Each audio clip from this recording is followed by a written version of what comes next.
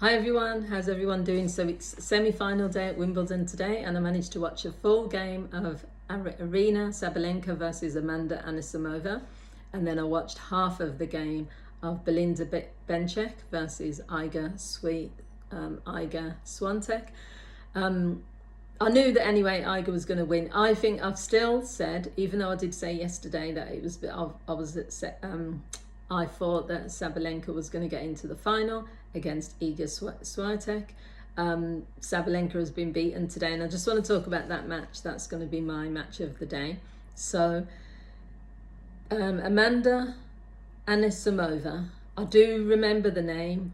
So she used to play tennis. She was like one of these hot stars that comes up. She was a teenager. She was like tipped as being, someone that's going to make it, win lots of titles and that sort of thing. Then she had like a bit of like mental health issues.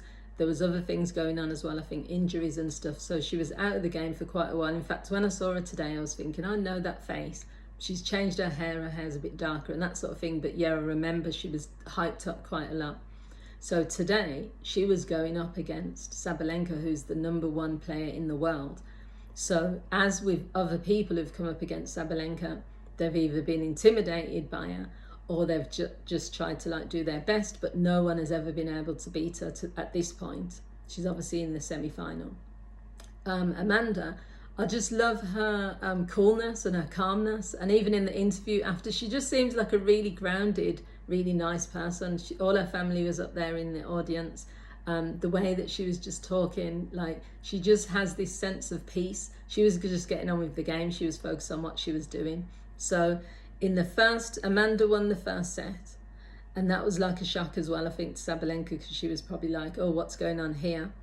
But then Sabalenka came back and took the second set. She does what she normally does, which is just storms over people. But the screaming was getting on my nerves. The screaming today was too much. They were calling it grunting in the commentary box, and they were just treating it as normal. To me, it was just beyond. It got to the point where she was literally just shouting, screaming. It was distracting, but Amanda Light has played her before, so she knew what was coming, so she didn't get like put off by it.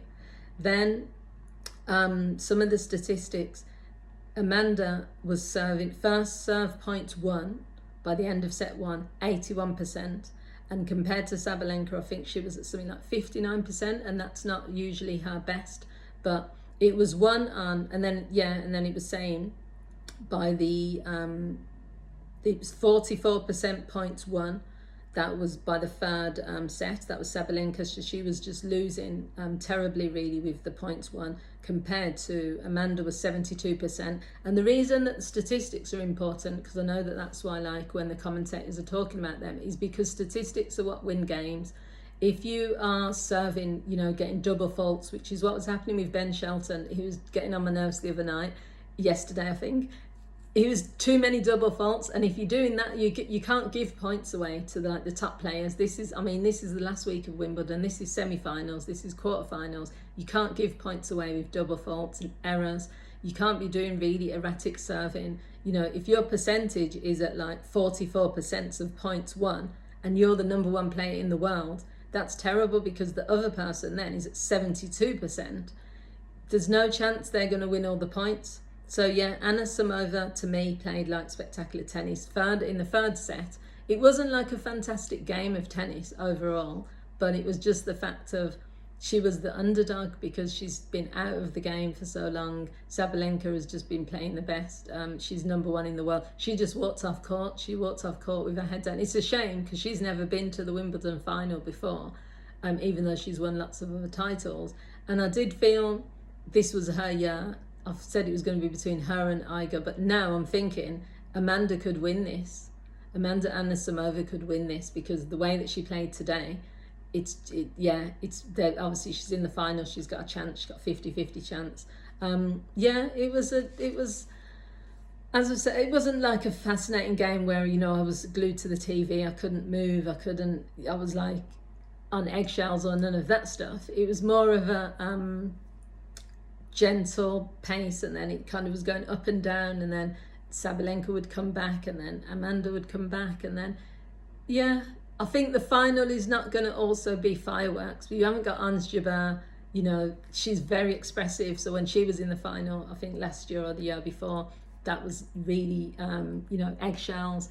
You've got two players really who are very stilted in terms of like they're not, that don't really show emotion. But you've got two big hitters, so Iga Swiatek.